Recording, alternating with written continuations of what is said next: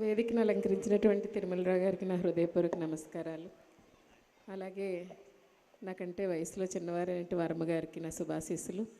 అలాగే సభలో ఉన్నటువంటి మీరు అందరికీ కూడా శుభ సాయంత్రం. అయితే ఈరోజు ఎల్కేజీ టు 7th క్లాసు దగ్గరగా 2200 మంది స్ట్రెంగ్త్ అండి. 2200 మందిలోనూ ఈరోజు పార్టిసిపెంట్స్ 700 మంది వరకు దగ్గరగా 690 మంది పిల్లలు ఇవాళ ప్రదర్శన ఇవ్వబోతూ ఉన్నారు. ఆ వాళ్ళల్లో మీ పిల్లలు చాలామంది ఉండి ఉంటారు.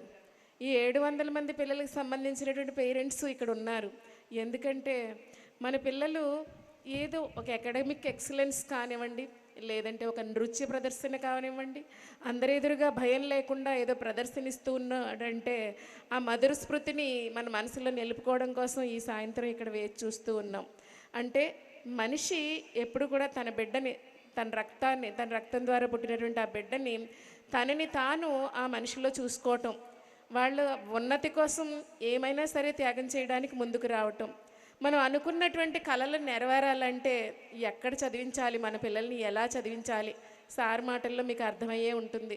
ముందుగా మేము 2 పిల్లలకి మాత్రమే తల్లిదండ్రులం. తర్వాత వేల మంది పిల్లల మధ్యలో ప్రయాణం చేస్తూ ఉన్నాం చాలా సంవత్సరాలు బట్టి.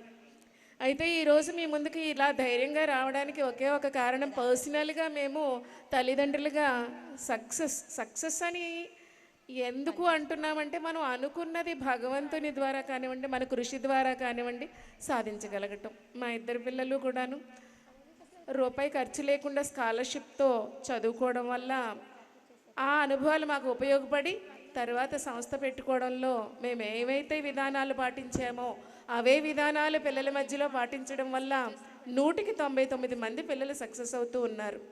అయితే ఈరోజు దాన్ని సక్సెస్ అని అంటున్నాం మనం.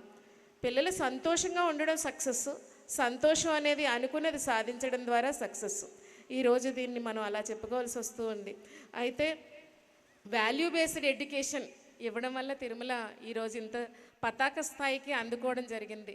ఇంత చాలా చిరుకాలంలోనే ఈ ఉన్నతి భీమవరంలో సాధించడానికి కారణం వాల్యూ బేస్డ్ ఎడ్యుకేషన్ ఇక్కడ దొరకడం. అయితే మనం చెప్పుకుంటూ ఉన్నాం, ఒక 2 డాక్టర్లు ఉన్నారండి. 2 డాక్టర్లు గవర్నమెంట్ కాలేజ్లో చదువుకున్నారు. 2 చాలా పరిణితి సాధించారు. 2 మెరిట్లే. 2 కూడా జనరల్ సర్జన్స్ అయ్యారు. అనుకోకుండా మన ఇంట్లో ఎవరికో ఆపరేషన్ అవసరమైంది. అయితే ఈ 2 పిల్లల్లోనూ ఒకరేమో కమర్షియల్, అంటే డబ్బు బల్ల మీద పెడితే కానీ ఏది చేయరు, అన్నెసరిగా అవసరం లేనటువంటి టెస్ట్లన్నీ రాస్తూ ఉంటారు, కానీ చాలా పరిణితి, ఆపరేషన్ చాలా బాగానే చేస్తారు. రెండవ వ్యక్తి ఏమైనా సరే ఈ పేషెంట్ని సంతోషంగా ఇంటికి పంపించాలి, ఆ డిసీజ్ ఏదైతే ఉందో తగ్గించి పంపించాలి అని అనుకునేటువంటి వ్యక్తిత్వం ఉన్నటువంటి రెండో మనిషి. మనం ఎవరి దగ్గరికి వెళ్తామండి? వాల్యూస్ ఉన్నటువంటి వ్యక్తి దగ్గరికే మనం వెళ్తాం డెఫినెట్గా. సో ఇక్కడ ఈ పిల్లలకి technical education, value based education అని తూకం వేస్తే వాల్యూ బేస్డ్ ఎడ్యుకేషన్ ఇక్కడ దొరుకుతుంది కాబట్టి 199 మంది పిల్లలు. అది ఎలా దొరుకుతుంది అంటే, మా అనుభవం ద్వారా మాకు తెలిసింది, సార్ మాకు నేర్పింది ఏమిటంటే, 3 రకాల పరిస్థితులు మన పిల్లల్ని ఇన్ఫ్లుయెన్స్ చేస్తూ ఉన్నాయి. మొదటిది హోమ్ ఇన్ఫ్లుయెన్స్. ఇందాక సార్ చెప్పారు మీకు ఆల్రెడీ. అంటే 19వ సంవత్సరంలో నాకు మ్యారేజ్ అయింది. 20వ సంవత్సరంలో బాబు పుట్టాడు. 21వ సంవత్సరంలో పాప పుట్టింది. అప్పటికి ఇంకా తెలియని వయసే, బయట పెద్దగా ఎక్స్పోజర్ లేదు. తొందరగా పిల్లలు స్కూల్కి పంపించేయటం, వాళ్ళు వచ్చే లోపల పక్క వాళ్ళతో కబుర్లు చెప్పటం, ఆ పద్ధతి సార్కి నచ్చేది కాదు.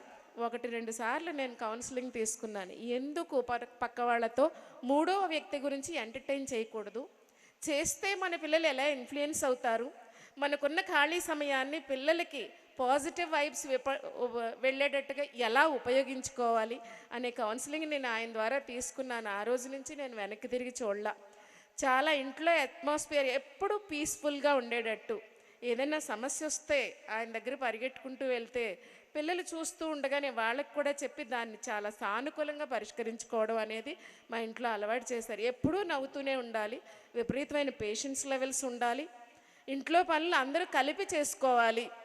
సో ఈ పరిస్థితులు మీరు ఇంట్లో కల్పించినట్లయితే పిల్లలు స్కూల్కి స్టార్ట్ అయ్యే ముందు అమ్మ నాన్న దెబ్బలాడుకున్నా, ఇంట్లో అరుచుకున్నా, ఫోన్స్తో బిజీగా ఉన్నా, ఇంట్లో నైటీతో పిల్లలు వచ్చేసరికి టీవీలో మునిగిపోయి ఉన్న పరిస్థితులు, లేదంటే మనం అనుకున్న కళలు వేరేగా నెరవేరుతాయి, మనం అనుకున్నట్టుగా నెరవేరవండి. This is nothing but home influence. ఇంట్లో పీస్ఫుల్ అట్మాస్ఫియర్, బాధ్యతాయుతంగా తల్లిదండ్రులు క్వాలిటీ టైంని పిల్లలకి ఇవ్వగలగటం, ఇది మీరు ఇవ్వగలిగింది. ఇకపోతే మేము ఇవ్వాల్సింది ఏమిటి అంటే పీర్ గ్రూప్ ఇన్ఫ్లుయెన్స్.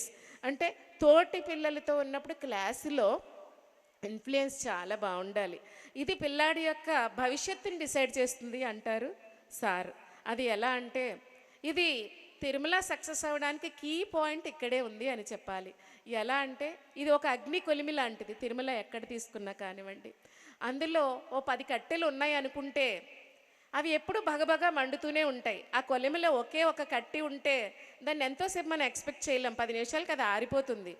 అలా కాకుండా 10 కట్టెలు ఉన్నప్పుడు ఏమవుతుంది, ఒకటి ఆరిపోయినా పక్కన ఉన్నటువంటి కట్టె నుండి వచ్చేటటువంటి జ్వాల వల్ల ఇది కూడా రగులుతూనే ఉంటుంది.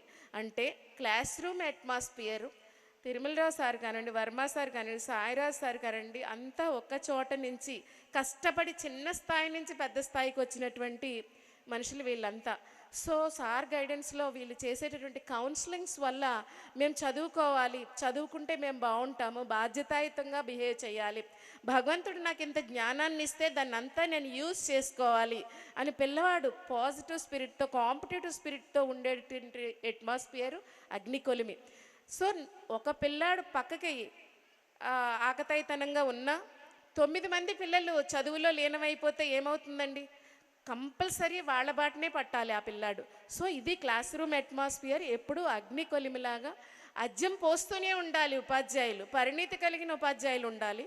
ఆ ఉపాధ్యాయులు మంచి మేనేజ్మెంట్లో, చిన్న స్థాయి నుంచి పెద్ద స్థాయికి వచ్చినటువంటి మేనేజ్మెంట్కి కష్టసుఖాలు తెలుసు కాబట్టి వాళ్ళ భావాలని పొందుపరుచుకున్నటువంటి ఉపాధ్యాయులు ఉండాలి. ఆ ఉపాధ్యాయులు తిరిగాడేటటువంటి క్లాస్ రూమ్స్ ఎప్పుడూ అగ్నికొలిమిలా మండుతూనే ఉంటాయి. అది మేము ఇవ్వాల్సింది. అది ఇవ్వడం వల్లే ఇంత తొందరగా ఈ పరిణితి అనేది, ఈ ఉన్నతి అనేది సాధ్యం అవుతుందని మేము గర్వంగా మీకు చెప్పుకోగలుగుతున్నాం. ఇక మూడవది అందరినీ ఇబ్బంది పెడుతున్నది social influence, means media influence. మొన్న కూడా మా పెద్ద సంస్థ మీకు తెలుసు కాతేరులో 6-7 తరగతులు హాస్టల్ పిల్లలు ఉన్నారు, 6-7 తరగతులు డే స్కాలర్ పిల్లలు ఉన్నారు. కానీ 6-7 తరగతుల హాస్టల్ పిల్లల్ని డే స్కాలర్ పిల్లలు డామినేట్ చేయలేకపోయారు. రిజల్ట్ పక్కన పెట్టి చూస్తే హాస్టల్ పిల్లలు చాలా గ్యాప్ మెయింటైన్ చేస్తూ చాలా ఉన్నతంగా ఫలితాలు సాధించారు. ఏమిటి అని చెప్పి 2 రోజులు వరుసగా తొర్రేడులో ఉన్నటువంటి డే స్కాలర్ క్యాంపస్కి వెళ్ళి అవన్నీ తెప్పించి వాళ్ళతో మాట్లాడుతుంటే చాలా ఆశ్చర్యకరమైనటువంటి విషయాలు తెలిసాయి. అందులో పోలీస్ డిపార్ట్మెంట్ వాళ్ళ పిల్లలు ఉన్నారు, అలాగే ఇంజనీర్స్ పిల్లలు ఉన్నారు, గవర్నమెంట్ టీచర్స్ పిల్లలు ఉన్నారు, షాప్స్ బిజినెస్ చేస్తున్నటువంటి వాళ్ళ పిల్లలు ఉన్నారు చాలామంది. విషయాలు ఏమిటి అంటే అందులో ఒక 2-3 పేరెంట్స్కి షాప్స్ ఉన్నాయిట. ఆ షాప్స్లో ఫర్నిచర్ షాపుట మార్నింగ్ వెళ్తారు, రాత్రి వచ్చేసరికి 10 అయిపోతుంది. ఈ పిల్లలు ఇంటికి చేరేసరికి 6-6:30 అవుతుంది. వెళ్ళి కాస్త స్నాక్స్ తిని వెంటనే ట్యూషన్కి వెళ్తారుట. ఒక అరగంట 40 నిమిషాల్లో బ్యాక్ వచ్చేసి మళ్ళీ వచ్చి కూర్చుని వాళ్ళు చేసేది ఏమిటి అంటే నెట్ కనెక్షన్ ఉందటండి టీవీలో, దాంట్లో చూడకూడనటువంటి దృశ్యాలు ఈ పిల్లలు చూస్తూ ఉన్నారు. వాళ్ళకి అమ్మ నాన్న వండి పెట్టేసి జాగ్రత్తగా అన్ని పిల్లలకి అమర్చి పెట్టాం కదా, మేము కష్టపడేది వాళ్ళ కోసమే కదా, పొద్దున్న వెళ్తున్నాం షాప్ మూసేసరికి 10 అవుతుంది, ఆ మాత్రం అర్థం చేసుకోకపోతారా? వాళ్ళకి ఏం లోటు చేస్తున్నాము, మంచి ప్రతిష్టాకరమైనటువంటి స్కూల్లో వేశాము, మంచి ఫుడ్ కష్టపడి తెల్లవారుజామున లేచి వండి పెడుతున్నాము, మేమేం లోటు చేసామని ఆత్మను సంతృప్తి పరుచుకుంటూ ఆ తల్లిదండ్రులు మార్నింగ్ వెళ్ళి నైట్ 10ంటికి వస్తుంటే ఆ పిల్లలు ఇవన్నీ చూసి క్లాస్ రూమ్లో మిగతా పిల్లలకి చెప్పటం. ఒక అమ్మాయి అయితే ఇన్స్టాగ్రామ్లో రీల్స్ చేస్తూ ఉంది. మొన్న ఇదే స్టేజ్ మీద ఫెస్ట్లో సార్ గట్టిగానే చెప్పేశారు, అలాంటి పిల్లలు వద్దమ్మా, స్కూల్లో మిగతా పిల్లల్ని పాడు చేసే రైట్ మాకు లేదు కదా, వద్దమ్మా దయచేసి, మీకు ఇష్టం లేకపోతే మీరు డ్రాప్ అయినా పర్వాలేదు, మిగతా పిల్లలు కూడా ఇన్ఫ్లుయెన్స్ అవుతారని గట్టిగా చెప్పడం జరిగింది. సో ఇది నిన్న కూడా నేను ఒక నర్సు, ఒక ఆవిడ నాకు పరిచయం, అకీరా హాస్పిటల్, కంటి హాస్పిటల్, ఆమె నాకు కన్సెషన్ కోసం ఫోన్ చేశారు.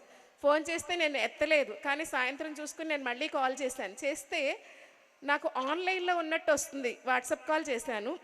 ఎంతసేపు ఉన్నా నేను మెసేజ్ పెడుతున్నాను, అమ్మ ఎందుకమ్మా కాల్ చేశారు, మొన్న కన్సెషన్ అడిగారు, ఏమన్నా తగ్గించాలా ఫీజు, దేనికోసం స్కూల్కి ఏమన్నా వచ్చారా అని. ఆన్సర్ ఇవ్వట్లా, కానీ పైన ఆన్లైన్ అని వస్తుంది. నాకు డౌట్ వచ్చింది. కానీ నైట్ 9 o'clockకి ఆమె నుంచి నాకు కాల్ వచ్చింది, మేడం మీరు కాల్ చేశారుట, మా అబ్బాయి నాకు ఫోన్ చేసి చెప్పాడు అని. నాకు వెంటనే అర్థమైపోయింది, ఈ అబ్బాయి సెల్ వాడతాడా అమ్మా అని. అవునండి, నేను ఇంటికి వెళ్ళేసరికి 9 అవుతుంది, అమ్మ ఒక అరగంట ఫోన్ ఇవ్వా అంటాడు, ఇంకేం చేయలేక ఉన్నది ఒక్కడే కదా అని. లేదంటే అలా భీష్మించి కూర్చుంటాడు మేడం, మీరు చెప్పండి మేడం, కానీ నేను చెప్పానని చెప్పొద్దు. ఇవండి పరిస్థితులు. దీని నుంచి మన పిల్లల్ని బయటకు లాగగలిగితే, అందరూ సెల్ వాడడం మానేసి బటన్ ఫోన్ వాడుకుంటూ యూట్యూబ్ కనెక్షన్, ఇన్స్టాగ్రామ్ లేకుండా ఉంటే డెఫినెట్గా మనం అనుకున్నవి సాధించవచ్చు. మీరు మేనేజ్మెంట్గా, మేము అనుసంధానంతో డెఫినెట్గా మన అందరి పిల్లల యొక్క ఉన్నతిని ఆశిస్తూ, ఏమైనా ప్రాబ్లమ్స్ ఉంటే మేనేజ్మెంట్ని సంప్రదించగలరని, చక్కటి పరిష్కారం దొరుకుతుందని మీకు హామీ ఇస్తూ థ్యాంక్ యూ సో మచ్.